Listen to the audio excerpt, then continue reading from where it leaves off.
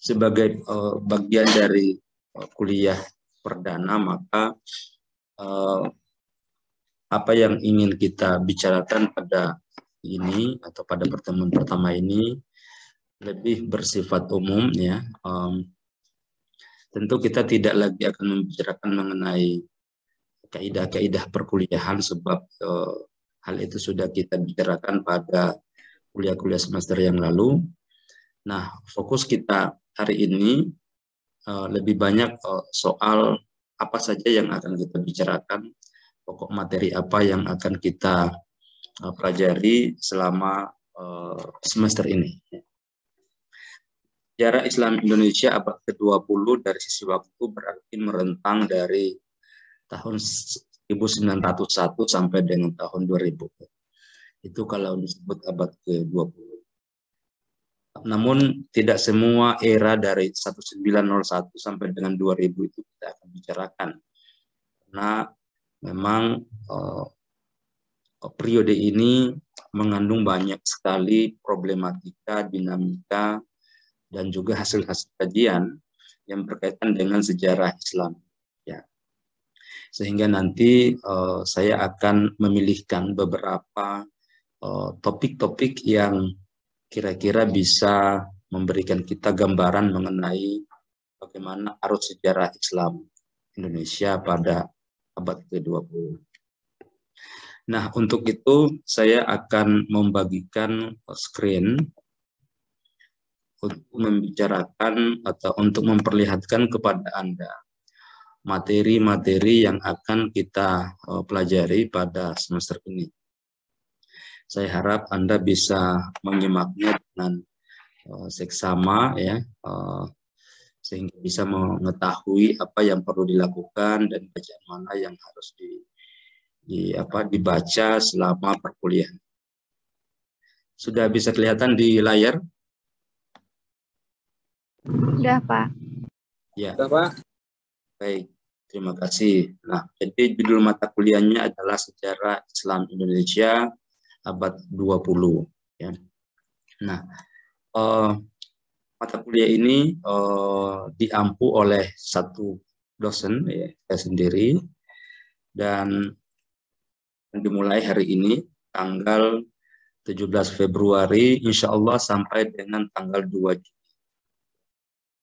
Kuliah kita selama satu semester ini. Nah, mata kuliah ini adalah mata kuliah wajib bersyarat ya. Bersyarat dalam pengertian bahwa Anda harus lulus pada 2 mata kuliah sebelumnya untuk bisa mengambil mata kuliah ini. Jadi harus lulus di Sejarah Islam Indonesia abad 18-19 dan tentu Sejarah Islam Indonesia abad 13-17. Itu menjadi bagian dari kewajiban. Makanya II yang diajarkan 3 semester itu adalah mata kuliah wajib bersyarat. Beda dengan mata kuliah yang lain. Kalau yang lain, Anda lulus dan tidak lulus bisa saja tetap lanjut. Kalau di SI enggak. Kalau Anda enggak lulus, Anda belum bisa mengambil mata kuliah di semester berikutnya pada jenjang semester selanjutnya. Nah, ini mata kuliah 3 SKS. Ya. Kode mata kuliahnya jelas di situ, ya, Anda bisa lihat. Nah, deskripsinya ya secara umum akan membicarakan mengenai bagaimana kesadaran umat Islam dan kontribusinya di dalam pembentukan bangsa dan peran mereka di dalam mengisi kemerdekaan sampai dengan akhir abad ke-20. Nah, lebih spesifiknya kita coba akan uraikan pada ini ya.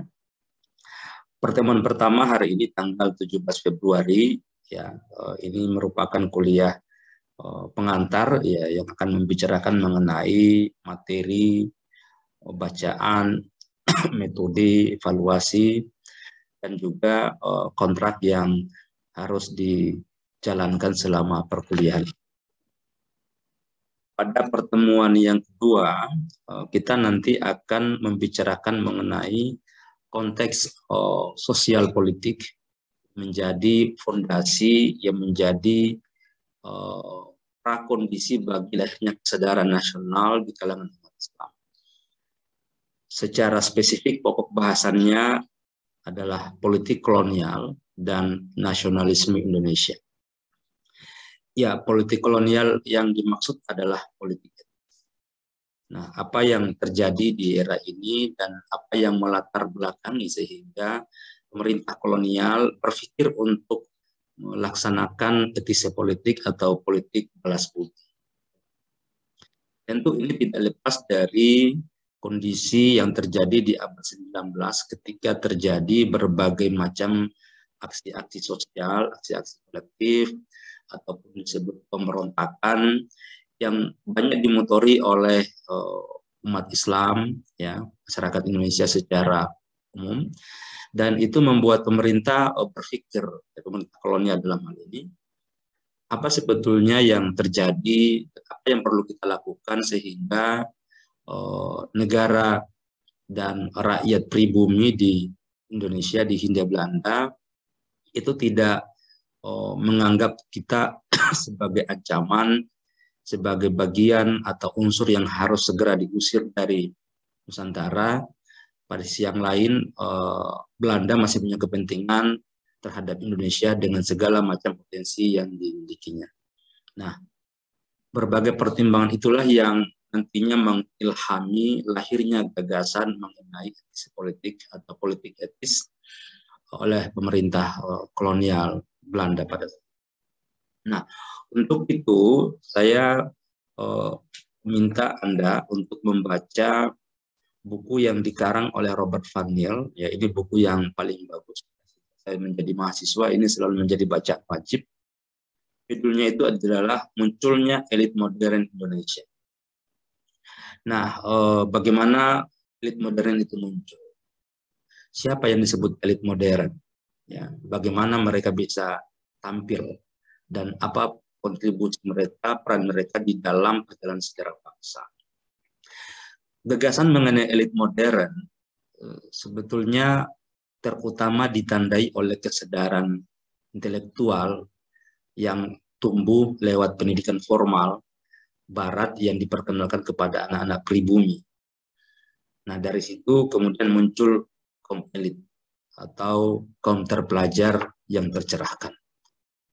Orang-orang yang tidak hanya berpikir untuk kelompoknya, tidak hanya berpikir untuk agamanya, tidak hanya berpikir untuk etnisnya, tapi lebih jauh dari itu mereka memikirkan masa depan sebuah bangsa yang akan lahir di luar sistem kolonial. Nah, itulah nanti kita kenal dengan istilah nasionalisme. Nah, gagasan tentang elit modern ini bisa Anda gunakan di dalam menulis karya ilmiah akhir nanti. Bisa saja ada di antara Anda yang ingin menulis mengenai munculnya elit modern di daerah Anda. Nanti kita akan lihat bagaimana kondisi atau faktor-faktor yang mempengaruhi lahirnya elit modern. Ini bisa menjadi satu judul penelitian, ya, skripsi Anda nantinya, yang kita akan bicarakan lebih jauh di mata kuliah besok, di mata kuliah seminar sejarah. Lalu Anda juga bisa membaca buku karangan Sartono Kartodirjo, ya, Pengantar Sejarah Indonesia Baru jilid 2. Kalau semester lalu kita membaca jilid 1, ya, sekarang ada jilid 2, Pergerakan Nasional dan Kolonialisme sampai Nasionalisme. Secara khusus kita akan melihat bab tentang kehidupan perkotaan. Kesadaran nasional dan politik etis itu memang terutama tumbuh di daerah perkotaan, sebab kota merupakan sentra bagi perkembangan pendidikan, perkembangan politik. Karena itulah elit modern pun muncul di perkotaan. Ya, dinamika dan berbagai macam aksi-aksi protes itu muncul di perkotaan oleh karena ada kesadaran kolektif dan keinginan untuk memposisikan diri sederajat dengan kaum kolonialis, yang kira-kira itu pada pertemuan yang kedua. Pada pertemuan yang ketiga, tanggal 3 Maret, ya, karena 3 Maret itu tanggal merah, ya, nanti kita akan pindahkan ke hari lain, ya, entah tanggal berapa, nanti kita akan sepakati. kita akan langsung menukik pada persoalan Islam dan nasionalisme. Ya. Bagaimana agama Islam sebagai satu ajaran tentang kehidupan itu memberi inspirasi bagi nasionalisme. Nah, untuk itu kita nanti akan melihat bagaimana proses lahirnya Sarekat Dagang Islam di tahun 1905 sampai 1910 yang kemudian nanti berubah menjadi Sarekat Islam dan Partai Sarekat Islam Indonesia dari PSI lalu kemudian PSI. Nah, ini organisasi sangat bagus sekali. Nah, untuk menguraikan itu, saya harap Anda bisa membaca dan harus membaca karya dari Deliar Nur, ini tesis dari Cornell University yang sudah diterbitkan dalam bahasa Indonesia. Judulnya adalah Gerakan Modern Islam di Indonesia 1900 sampai dengan 1940. Nah, buku ini sangat bagus bagi Anda yang ingin mempelajari tentang gerakan modern Islam. Ini hampir sejalan dengan yang pertama tadi dari Robert Vandel, dia mengurai tentang munculnya elit modern, sedangkan Deliar Nur secara spesifik bagaimana gerakan modern Islam. Gerakan modern ini tentu berbeda dengan gerakan yang masih tradisional. Tradisional dalam pengertian yang belum terorganisir dengan baik. Misalnya pergerakan yang dilakukan oleh para petani Banten ketika melakukan perlawanan terhadap kolonial, apa yang dilakukan oleh Diponegoro, kemudian perang Aceh dan sebagainya. Itu adalah cara-cara yang tradisional, yang belum terorganisasi secara teratur dan masih mengandalkan kekuatan fisik. Sedangkan gerakan modern Islam melalui organisasi modern itu sudah terorganisasi secara formal, dan yang terpenting adalah dari sisi strategi, mereka tidak lagi bertumpu pada strategi otot, melainkan memanfaatkan strategi otak. Revolusi dalam hal strategi, dari otot ke otak, dari tenaga ke pikiran. Jadi ini sebuah revolusi, ini adalah sebuah perubahan bagaimana strategi menghadapi rezim kolonial. Karya dari Deliar Nur ini sangat bagus sekali ya, dan kalau memungkinkan Anda ya bisa memiliki buku ini ya, karena buku ini menjadi rujukan yang paling bagus untuk memahami tentang embrio gerakan modern Islam dan untuk memahami organisasi-organisasi keagamaan hari ini. Buku ini sangat penting karena menguraikan tentang sejarah dari munculnya organisasi-organisasi itu di masa kolonial. Nah, dari karangan Deliar Nur ini kita akan mulainya di bab 2 ya, asal dan pertumbuhan gerakan modern Islam dari sisi politiknya. Lalu juga kita bisa melihat karangan Vanil tadi yang saya munculkan pada bab 3, terutama untuk melihat bagaimana radikalisme yang merajalela dan pertumbuhan yang mantap. Bagaimana Sarekat Dagang Islam yang semula adalah organisasi yang berorientasi ekonomi, berorientasi sosial, lalu di tahun 1911 itu menjadi radikal, menjadi sangat frontal terhadap rezim kolonial. Mereka tidak lagi secara diam-diam, secara adem-adem melihat praktek kolonialisme, tapi dengan lantang mereka menyuarakan aspirasi mereka bahwa kami tidak suka dengan praktek kolonialisme. Radikalisme itulah kemudian muncul, dan itu dimotori oleh tokoh-tokoh Islam di dalam organisasi Sarekat. Di antara tokohnya antara lain adalah Haji Umar Said Cokro Aminoto. Lalu juga Anda boleh membaca karya dari Sartono ya, Sejarah Pergerakan Nasional Indonesia, Suhartono ya, Sejarah Pergerakan Nasional Indonesia dari Budi Utomo sampai dengan proklamasi. Buku ini juga sangat bagus dan cukup ringkas ya, kalau Anda ingin memilikinya ini juga sangat baik tentunya. Nah, lalu pada pertemuan berikutnya yang keempat ya, kita akan membahas mengenai bagaimana perjumpaan atau relasi antara Islam, budaya, dan politik lokal. Nah, ini kita akan lebih banyak mengambil contoh-contoh kasus. Kalau pertemuan sebelumnya tadi kita masih membicarakan kerangka umum bagaimana kondisi politik, sosial, dan ekonomi Hindia Belanda atau Indonesia pada masa itu yang menginspirasi lahirnya Saudara Nasional dan gerakan-gerakan yang bersifat radikal, maka pada pertemuan yang keempat ini dan seterusnya kita akan melihat beberapa pengalaman dari beberapa daerah. Nah, harapan saya dengan mengambil contoh-contoh dari beberapa daerah ini, Anda pun nanti ketika ingin menulis skripsi bisa menggunakan alur kerja yang sama, cara berpikir yang sama untuk melihat kasus-kasus yang terjadi di lokasi penelitian Anda. Bagaimana Islam bertemu atau bersinergi dengan budaya dan politik lokal. Kita akan mengambil kasus Jawa dan Madura. Nah, untuk membicarakan kasus Jawa, ya kita akan membaca karya dari Mitsuo Nakamura. Ya, kalau lihat namanya ini orang Jepang. Judulnya sangat puitis ya.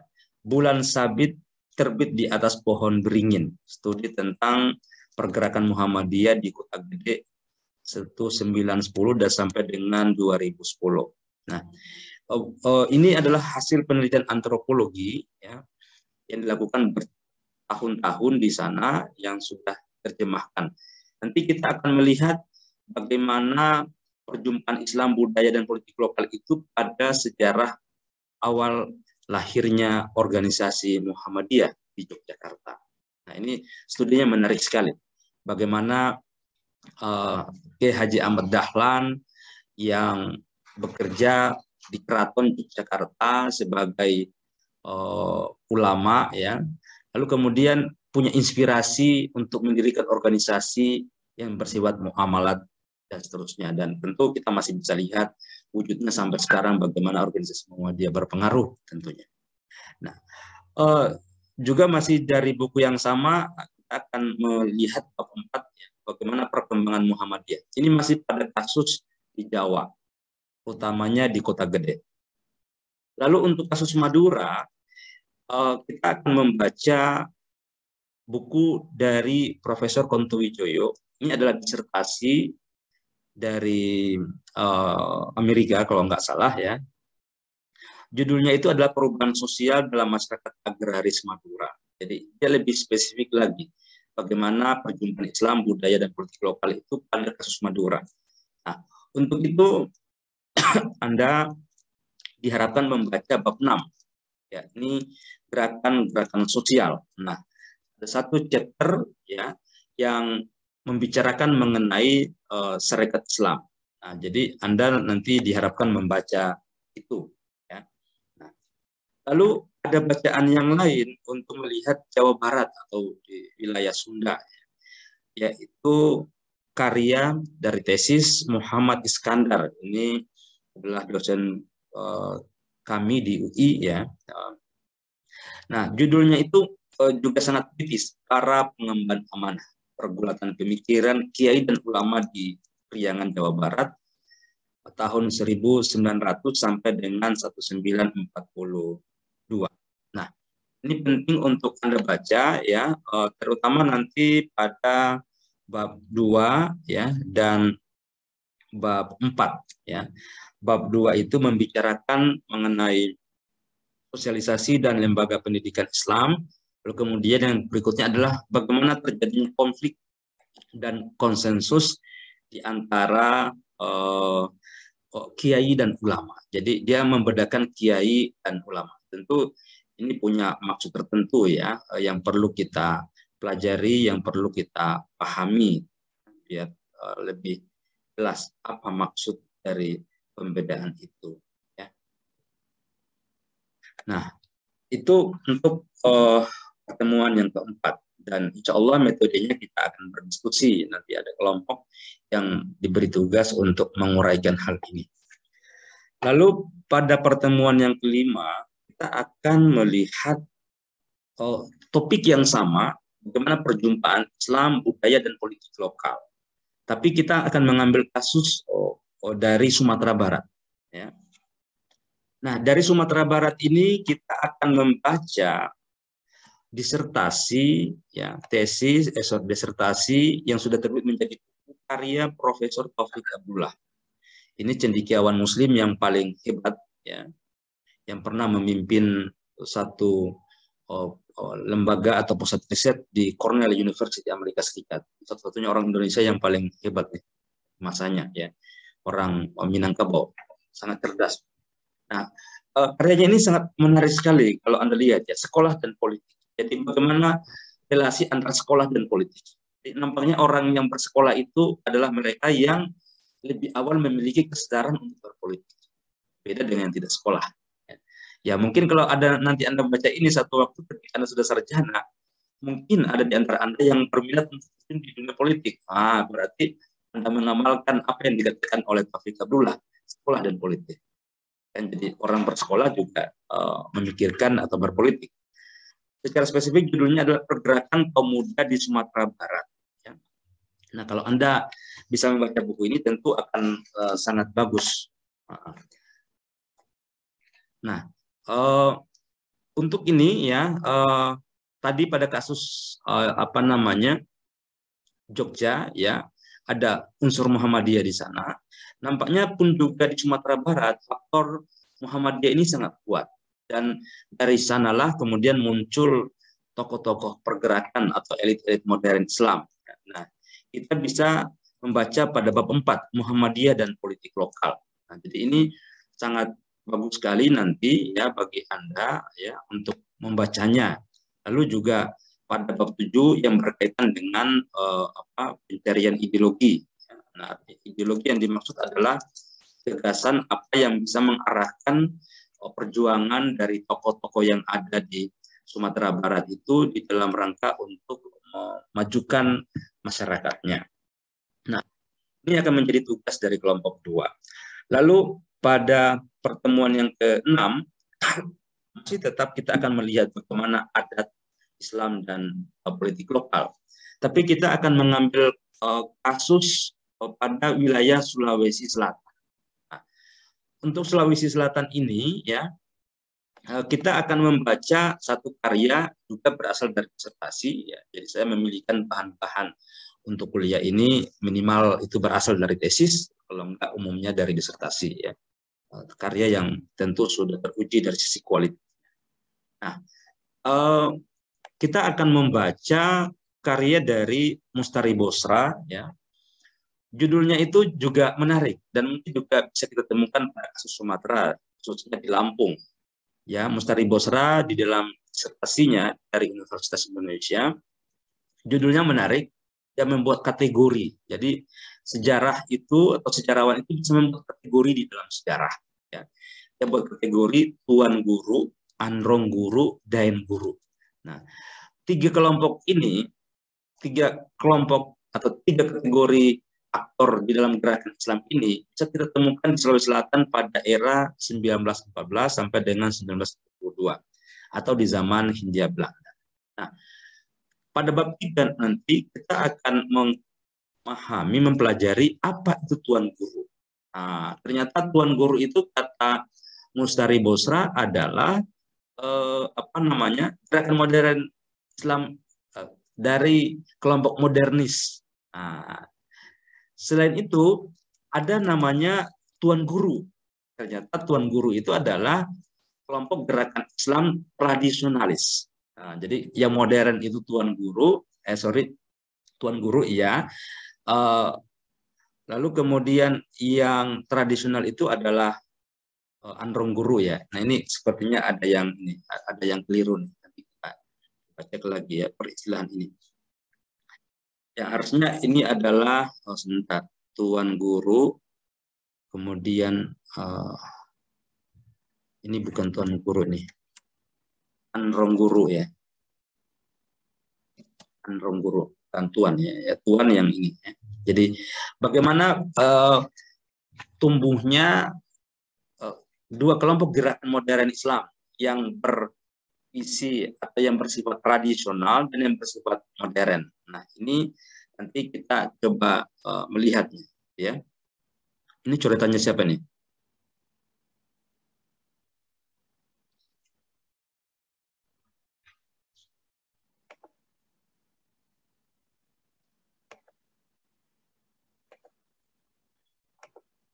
Oke, baik. Kita lanjutkan. Sudah kelihatan di layar? Nah, pada pertemuan yang ke-8, ya, kita akan melihat bagaimana kalau pertemuan kedua sampai dengan ke-6 tadi itu melihat bagaimana sejarah Islam pada era kolonial, pada era Hindia Belanda, pada masa Hindia Belanda. Maka pertemuan ke-7 kita akan melihat khusus mengenai bagaimana gerakan Islam pada masa pendudukan militer Jepang. Nah, judulnya kita beri konsolidasi politik Jepang dan lahirnya Masyumi. Nah, jadi Masyumi ini sangat besar sekali pengaruhnya di masa Jepang dan sesudahnya, ya, di masa demokrasi parlementer terpimpin. Masyumi itu merupakan satu politik umat Islam yang sangat diperhitungkan, ya, di parlemen. Nah, ternyata organisasi ini lahir di masa Jepang. Ya. Jadi Jepang itu punya andil bagaimana memberikan kesempatan kepada kelompok Islam untuk mengorganisir diri di dalam organisasi yang namanya Masyumi. Untuk itu kita akan membaca karya dari Hari J. Benda. Nah, ini karya yang sangat berbobot, ya, dan memang ditulis oleh sejarawan yang sangat terkenal, ya. Karya Benda itu judulnya adalah Bulan Sabit dan Matahari Terbit. Nah, kalau yang tadi itu kan bulan sabit di atas pohon beringin. Nah, kalau ini bulan sabit dan matahari terbit. Islam Indonesia pada masa pendudukan Jepang. Nah, ini sangat penting untuk kita baca, terutama pada bab 6. Ya, bab 6 itu adalah konsolidasi politik Jepang terhadap umat Islam. Ya. Lalu kemudian pada bab 7 kita akan melihat bagaimana bangkitnya Masyumi. Ya, ini satu bagian yang sangat penting untuk kita cermati, ya. Lalu bagaimana peran umat Islam di dalam proses menuju kemerdekaan. Nah, ini juga penting untuk kita pahami bersama, ya. Nah, selain itu juga ada bacaan yang lebih ringkas yang ditulis oleh Nuruzzaman Siddiqi, ya. Judulnya itu adalah menguak sejarah Muslim, suatu kritik metodologis. Tapi secara khusus kita akan melihat pada bab tentang Islam pada masa pendudukan Jepang. Ya, nah, ini secara khusus dia memberikan uraian mengenai Islam pada masa pendudukan Jepang. Nah, itu nanti akan menjadi pembacaan kita. Nah, semua materi pertemuan kedua sampai dengan pertemuan ke-7 lalu akan menjadi bahan untuk evaluasi tengah semester atau UTS yang insya Allah akan dilaksanakan pada tanggal 7 April. Ya. Oke. Nah, kita lanjutkan, ya, materinya. Ya. Setelah UTS, pada pertemuan yang ke-9, tanggal 14 April, kita akan masuk pada era sesudah pendudukan Jepang, atau tepatnya pada era revolusi. Kita akan melihat bagaimana Islam dan revolusi itu saling memberi memberi kekuatan. Bagaimana Islam memberi spirit bagi revolusi dan bagaimana revolusi menyediakan ruang bagi umat Islam di dalam mewujudkan gagasan-gagasannya. Nah, ada buku yang baru dan ini sekali lagi berasal dari disertasi dari dari Universitas Cornell, ya, Cornell atau Oxford, ya, lupa saya antara Cornell dan Oxford. Ya, kebetulan penulisnya ini teman saya, dosen di Amerika Utara sekarang. Bukan Amerika Utara, Carolina Utara kalau nggak salah, ya. Kevin Foch, ya. Judul bukunya itu adalah Spirit Islam pada Masa Revolusi Indonesia. Nah, ini menarik sekali, ya. Saya harap Anda bisa memiliki buku ini ya. Buku ini sangat masih segar nih. Saya ingat sekali penelitian ini dilakukan di Indonesia dan saya masih berjumpa dengan penulisnya pada saat dia riset. Beberapa kali saya ketemu di Makassar. Nah, kita akan membaca bagian atau bab 7 ya, terutama untuk melihat bagaimana kontroversi Piagam Jakarta. Wah, ini seru nih ya. Bagaimana Piagam Jakarta itu diperdebatkan dan juga yang tidak kalah penting adalah mengenai pembentukan Masyumi. Ya, tentu Masyumi setelah era Jepang ya. Kalau sebelum itu Jepang, nah ini setelah era Jepang. Bagaimana punya. Lalu juga masih dalam buku ini kita juga akan mempelajari tentang sejarah lahirnya Kementerian Agama. Wah, ternyata itu di masa revolusi. Bagaimana proses lahirnya Kementerian Agama ya. Lalu juga kita akan melihat bagaimana Partai Sarekat Islam Indonesia atau PSII itu bercerai dengan Masyumi. Padahal keduanya merupakan kekuatan politik Islam di parlemen pada era revolusi. Nah, itu jadi bahan perbincangan kita yang penting.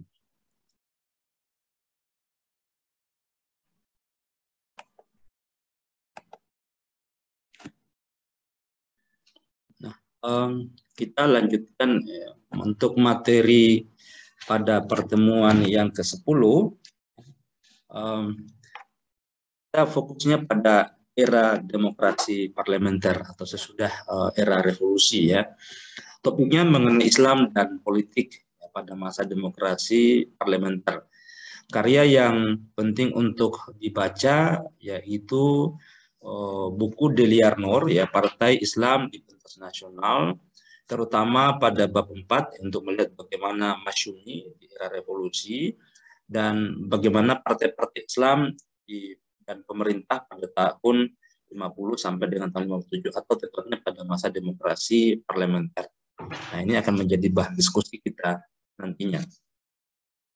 Lalu selanjutnya pada pertemuan yang ke-11 ya, kita akan melihat bagaimana Islam dan politik pada masa demokrasi terpimpin. Bagaimana pergumulan pemikiran ya, pertarungan ideologi, perdebatan sengit itu terjadi pada masa demokrasi terpimpin. Bacaan yang bagus untuk itu adalah karya disertasi yang sudah terbit menjadi buku dari Ahmad Syafi'i Ma'arif ya, Islam dan Politik di Indonesia pada masa demokrasi terpimpin 959 sampai dengan 1965. Kita akan membaca bab 3 dan bab 4 ya, Islam pada masa demokrasi terpimpin. Lalu juga masih tetap membaca karya dari Deliar Nur, Partai Islam di Pentas Nasional, terutama pada bab 7, khusus mengenai Islam pada demokrasi terpimpin. Jadi bagaimana partai-partai politik Islam. Nah, ini sedikit ada perbedaan antara Syafi'i Ma'arif dengan Deliar Nur di dalam hal periodisasi. Kalau Syafi'i Ma'arif mengawali periode demokrasi terpimpin tahun 59 sampai 65, nah, Deliar Nur memulainya dari tahun 57 sampai dengan 65. Yang membedakan adalah awalnya. Kalau 59 itu adalah ketika Soekarno mengeluarkan dekret, sedangkan 57 itu adalah ketika Soekarno mengeluarkan konsepsi presiden jalan menuju demokrasi terpimpin yang dinyatakannya lewat dekret tahun 1959. Jadi pada prinsipnya keduanya punya argumentasi yang sangat kuat berdasarkan pada fakta sejarah. Lalu pada pertemuan kita yang pertemuan ke-12 ya, secara khusus kita akan melihat bagaimana Islam dan pergolakan politik lokal. Jadi kalau tadi 2-3 pertemuan sebelumnya melihat pergumulan pemikiran di tingkat pusat ya, lalu bagaimana dan apa implikasinya atau apa yang terjadi di tingkat lokal. Nah, untuk itu kita akan melihat Islam dan pergolakan lokal dengan melihat kasus mengenai gerakan Darul Islam yang terjadi di Jawa, Sumatera, Kalimantan, dan juga Sulawesi. Nah, pada pertemuan yang ke-12 ini kita akan mempelajari kasus Darul Islam di Jawa dan Sumatera. Untuk itu, kita akan melihat kasus Jawa berdasar pada bacaan dari Hawk Bengel, ya, bukunya Darul Islam dan Kartosuwiryo. Kita akan melihat pada bab 3, jalan menuju negara Islam. Nah, dari karya ini kita dapat mengetahui bahwa ternyata Darul Islam itu bermula sebagai akibat dari aksi militer Belanda kedua yang melahirkan garis demarkasi Van Mook atau kantong-kantong perjuangan, di mana Kartosuwiryo dan pasukannya tidak ingin keluar dari garis demarkasi yang tercipta oleh suatu perjanjian pada masa itu yang dibuat oleh Van Mook dan para yang dikenal dengan istilah garis demarkasi Van Mook. Nah, Kartosuwiryo nggak setuju bahwa itu adalah wilayah kita dan kita tidak perlu keluar dari situ karena ini adalah bagian dari perjuangan.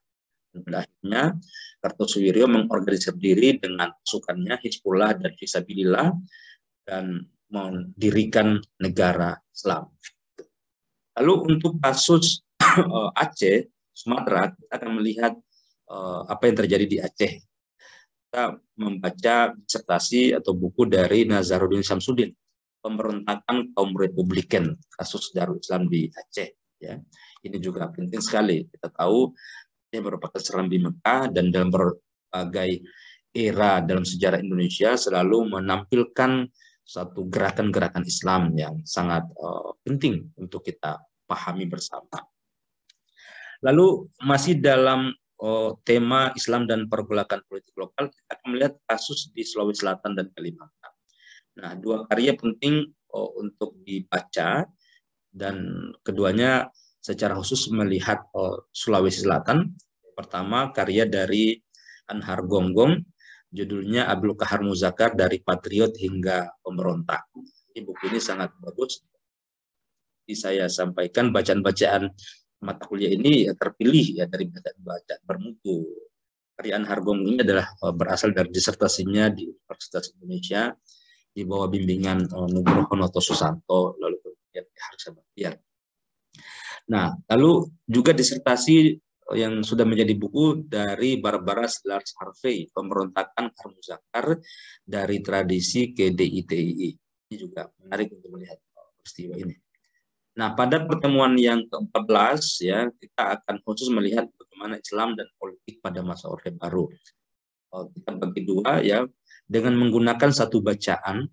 Ya, tentunya era ini sebetulnya banyak bacaan yang bisa kita gunakan, tapi untuk sementara yang sudah terkumpul ya ini karya dari Marek Klebs ya, Mengislamkan Jawa, Sejarah Islamisasi di Jawa dan penentangnya dari tahun 1930 sampai dengan sekarang. Nah, ini juga penting nanti untuk melihat bagaimana praktik Islam dan politik pada masa Orde Baru. Nah, itulah bacaan-bacaan dan materi yang akan kita pelajari dalam kuliah semester ini. Insya Allah pada tanggal 2 Juni nanti kita akan mengakhiri kuliah lewat ujian akhir semester. Nah, tugas-tugasnya ya seperti pada kuliah sebelumnya, saya minta Anda untuk membuat laporan bacaan ya, atau esai yang panjangnya 500 sampai dengan 700 kata. Ya. Nah, bahan bacaan yang secara spesifik ya yang sudah saya uraikan pada bagian sebelumnya, antara lain bisa disebutkan di sini. Yang pertama adalah karya dari Robert Van Niel, ya, Munculnya Elit Modern Indonesia. Buku ini sangat bagus sekali dan saya mengharapkan Anda bisa memilikinya. Lalu karya dari Sartono Kartodirjo, Pengantar Sejarah Indonesia Baru Jilid 2, ya, Pergerakan Nasional, Kolonialisme sampai dengan Nasionalisme. Dan saya wajibkan Anda untuk miliki ya buku dari Diliar Nur, Gerakan Modern Islam di Indonesia tahun 1900 sampai dengan 1942. Juga ada karya dari Suhartono, Sejarah Pergerakan Nasional Indonesia. Ada juga disertasi yang sudah menjadi buku Mitsuo Nakamura, ya, judulnya sangat puitis, Bulan Sabit di Atas Pohon Beringin, ya, studi tentang pergerakan Muhammadiyah di Kota Gede. Lalu kita juga bisa membaca disertasi yang sudah menjadi buku dari Profesor Kunto Wijoyo, Perubahan Sosial dalam Masyarakat Agraris Madura 1850 sampai dengan 1940. Ini sangat bagus untuk dibaca pada kasus Madura. Lalu untuk melihat kasus yang terjadi di Jawa Barat, terutama di Priangan, ya, ada tesis yang sudah menjadi buku Muhammad Iskandar, Para Pengemban Amanah, Pergulatan Pemikiran Kiai dan Ulama di Priangan 1900 sampai dengan 1942. Lalu juga ada disertasi dari Profesor Taufik Abdullah, disertasi dari Cornell ya, yang sudah terbit menjadi buku dan diterjemahkan dalam bahasa Indonesia, Sekolah dan Politik, Gerakan Pemuda di Sumatera Barat 1927 sampai dengan 1933. Juga ada disertasi yang sudah menjadi buku, ini adalah karya dari Mustari Bosra, ya, ini murid dari Taufik Abdullah, ya, dibimbing Taufik Abdullah. Mustari Bosra berhasil membuat kategori atau tipologi dari para aktor di dalam gerakan Islam Sulawesi Selatan, yaitu ada Tuan Guru, Androng Guru, dan Den Guru. Ya. Bagaimana gerakan Islam di Sulawesi Selatan di tahun 1914 sampai dengan 1942. Lalu ada karya yang sangat bagus dan saya sangat menyarankan Anda untuk milikinya dari Hari D. Benda. Judulnya adalah Bulan Sabit dan Matahari Terbit Islam pada Masa Pendudukan Jepang.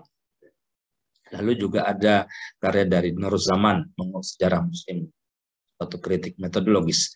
Ada karya yang penting sekali untuk Anda baca, ini dari sahabat saya, Kevin Foch, ya.